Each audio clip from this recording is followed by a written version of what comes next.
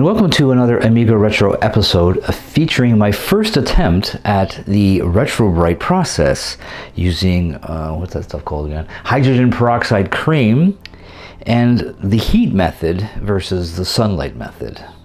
So we'll see how well that turned out. You can't see it, turned out I mean, but you can't see it. Down here, there's that blanking plate in case you wanted to put another floppy in here, you'd take that out. So I decided to try the retrobrite process using the cream and the heat method, as I mentioned before, on that, because that way if there's any discoloration or anything else, it's not the end of the world, and if it didn't do anything, it's no big deal. If it's successful, I will do the floppy faceplate, like I said, the front cover, and as well as the case for this mouse. So, and maybe even the yes, the keyboard and all the keys, but that I'm not sure about. I did clean it up though, and it cleaned up pretty well, so I'll see how well everything else goes before I do that. So we're going to, so what we're going to do is go over to the kitchen counter and see if the retrobrite process on the faceplate cover here for the floppy drive that we don't have, and see if it was successful or not. I will be right back. So to start things off, I ordered the retrobrite spray gel from Amazon.ca, or you can go from .com or whatever you want, as long as they sell it and we'll ship it to your address. Yes. And my coffee is in the background here. Awesome. And my watch, because I always need to know what time it is. Anyways, next. Here is a close-up of the plate. As you can see, it's kind of weird. The bottom part is yellowed, the top part is not so much. It's been the way the sunlight was in the room wherever it was stored. Yes. Before you retrobrite, of course, clean it. You can use toothbrush, any kind of cleaning compound. Just don't use steel wool, obviously, because that would be bad and have detrimental effects.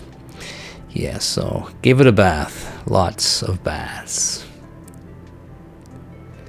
And here it is, dried off at the farmer's market. Not really, actually, it's just in my place. Yes. And the oven was preheated to 170, not 17 degrees. That's just the way the camera catches the frequency of 60 hertz on this clock. Yeah, slightly out of sync. But anyway, in retrospect, though, I like to add probably 140 would have been a bit better than 170. Because I left it at a temperature of about 170 for about 4 hours. And I think I could have probably chopped that down to at least 2 or 3 hours at probably 140, 150 degrees. And here it is, wrapped up in the bag with the, whatchamacallit on it, the spray gel, on top of the cookie sheet. Now, once again, in retrospect, I should have not put that directly on the plate.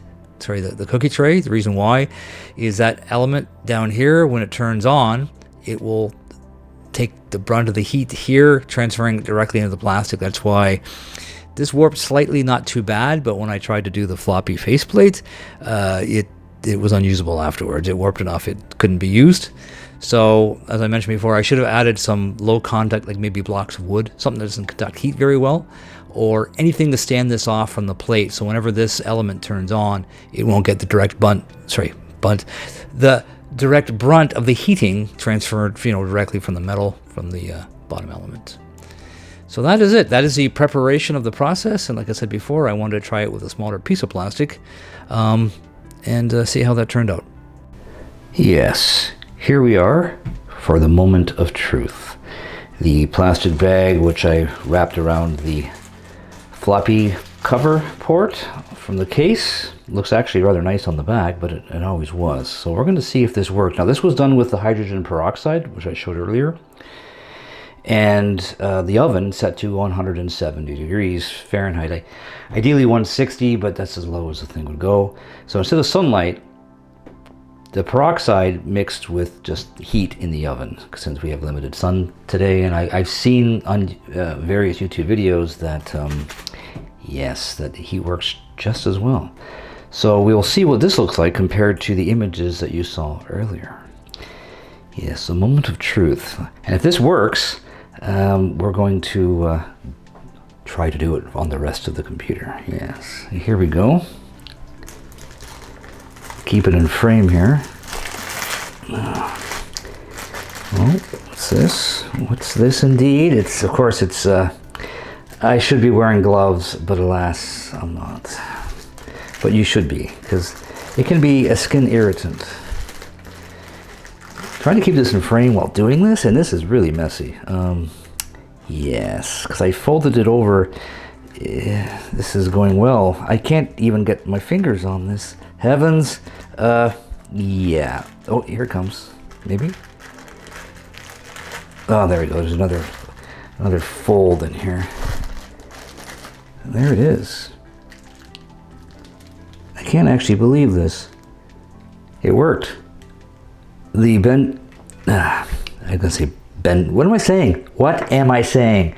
The hydrogen peroxide and heat seemed to work, and it was really, really yellowed in this. I'll put the before picture once I get this back the way it was sitting before, but I'm gonna wash this off. And why am I rubbing my hands all over it?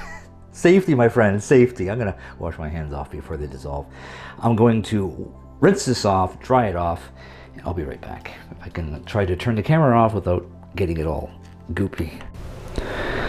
So, as you can see, the white here of the floppy disk drive cover plate is back to its original white condition, and it pretty much matches where the sticker was on this case.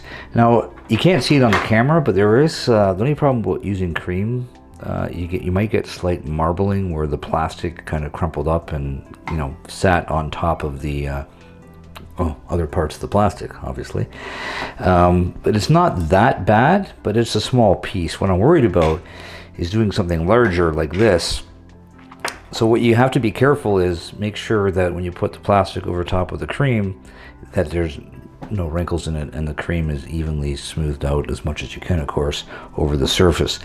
That's why some people will just use literally liquid, and they'll pour it, you know, hydrogen peroxide, they'll pull it into like a pot or a container of some kind, bring it up to temperature, put a lid on it, and away you go, right, kind of thing. So just to let you know, this was turned out really well, which you obviously know.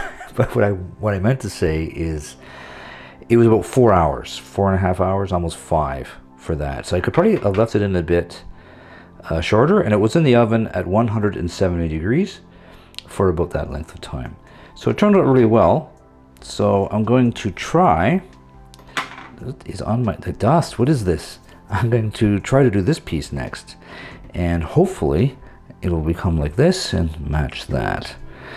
So I'll show you what it looks like before I throw it into the oven, and I'll be right back.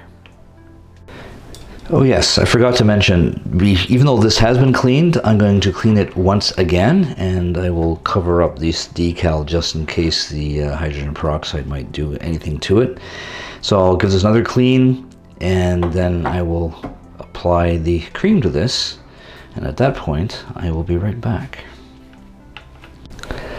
Okay, so I've cleaned it off, dried it off, and now the fun part of trying to get this as evenly on here as possible. When I put the plastic on, what I have to do is I have to try to make sure when I smooth it out that there's obviously some gel on here and there's no wrinkles, at least hopefully, on the surface here to prevent marbling. Yes, so let me finish this, and I'll put another bag over top of this and throw it into the oven, I guess, at 170 degrees, or 160 to 170, how about that? Compromises. And I did cover the plate there with some tape, just in case it gets affected by the bleach from the peroxide, oxygen peroxide, I should say. Anyway, let me finish this up before it dries off, and yes, the purpose of the plastic is to prevent it from drying off and to trap it on the surface, so it does its bleaching magic. Yes. But anyway, I will be right back. So there it is, all wrapped up. Hopefully it doesn't do too much marbling. It's really hard to get underneath the plastic, like when you put the plastic on, to get the cream evenly dispersed, but we shall see what happens. Sometimes a second treatment will help. But anyway, this is going to go into the oven, and like I said before, 160 to 170 Fahrenheit, for about 4 hours this time, so that'll make it close to 9 o'clock, no, 8 o'clock by the time I'm done. So I'll be back in that time, and hopefully success, or partial success, some kind of success, I hope. Anyways, I'll be back. So it's been 4 hours, it's just after 8 o'clock, and it definitely does look a lot whiter. It pretty much looks like it even matches this, but we'll know for sure once I get this out of the plastic and rinse it off. And then we'll see how successful this endeavor was. I will be right back. As you can see, I have rinsed this off, obviously, after removing it from the plastic and got everything off of it. There was a casualty here. As you can see, this badge, even though I had the tape covering it,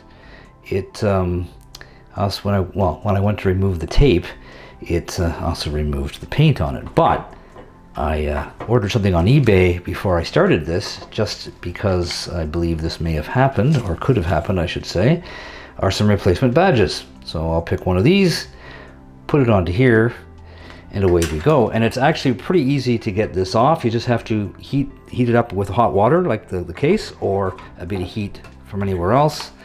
And there's a hole right here. You just have to poke that through, and as it falls on the ground, I've already removed it. It usually doesn't come out that easy, but as you can see, it's been removed, and it's ready for the, for the new badge. But as I feared, as you can see, let me see if I can zoom in a bit here. The color isn't exactly the same. It's actually whiter, so it's almost like it bleached it quite a bit, so maybe I should not have left it in as long. Maybe, I guess the instructions said 4 to 6 hours, but realistically, because I think using the heat, it accelerates the process, so I think it would be probably closer to 2 hours or something to that effect. But you also can see this marbling effect, which is going to be a problem with the plastic. I'm not sure how well the camera will pick this up if I try to angle this a bit more, get the zoom to behave. But yeah, you'll see there's some slight discoloring, and that's where the plastic sits on with the cream. And unfortunately, if you get any kind of crease or any invariance, you get this. And this is one thing I do not like about the cream, and which I heard is going to be a problem on many YouTube channels that show how to do this. So the keyboard, the keys, I'm going to do that in a liquid. I ordered some from Amazon, so it's going to be liquid, and liquid will solve that problem because you don't have a cream, you don't have to have plastic on here. It just floats in the solution, and with the heat, you get even, you know, bleaching instead of this. So I mean, it's not too bad. I'm going to put it in the oven for a bit, just with heat, see what happens for about an hour. If not, I might try a bit of cream on the more obvious areas and see what happens. But definitely, I think from this experiment here, at least from what I've seen, you're better to get the liquid, stay away from the cream. It's just so hard to get it even, you know, because you have to put plastic on top of it. So just imagine trying to do that with individual keys. It would just be a nightmare. Anyway, enough of that. I'm going to see if I can at least get this look a bit better. Worst case scenario, if it's still not satisfactory to my liking, you can just end up painting it, which I'll probably get someone else to do that, because I suck at painting a lot. It would look worse than this. But overall, is it a success? I guess. It's not brown anymore, but that's why I can understand why some people decide to leave it as is, because these are the problems that you can have. But anyways, I'll see what I can do with this, and I'll be right back. Well, didn't make much difference. I tried it 2, perhaps 3 times. You still get the blotching, the marbling on here. I don't see how much you can see that. And the liquid I tried to order to do this, like with the other method I mentioned before, it never arrived. So, and I have to leave for work soon, so unfortunately that will not be finished. But the good thing is, I can try it on this, see if I can get it a bit better when it arrives. Plus, definitely will try it on the keys of the keyboard. So unfortunately, that's going to be the end of this video. I wish it would have progressed a bit further, but just because you order something and they promise it, you know, to be delivered within a week or so, doesn't mean it's going to show up. But it gives me more to do next time, right? But my thoughts and final, retro writing, the results were okay. But like I said, with the cream, it's hit and miss. And of course, as you can see, it didn't do much with the sticker that was there, unfortunately, but I'm not expecting perfection. But, you know, it's what it is. The irony behind all this is I had to replace the, let me get this off the stand here. I had to replace the, whatchamacallit, floppy drive plate, because the heat method pretty much destroyed that, well, warped it to the point of not being used. So here I want everything white, and the only replacement I could find is a beige one, which doesn't quite match the DVD-ROM that I put into my 4000. Interesting, but all for nothing? Not really. It's something I've always wanted to try, and something that if you've learned anything, you can kind of take this, you know, and bring it forward and see if it helps you. But anyway, enough of my rambling. Hopefully when I come back next time, the liquid I need will arrive, and I'll try to see if I can get that a bit whiter and see how well it does for the keys. But anyways, enough of that, and I will talk to you guys later. And as always, thanks for watching.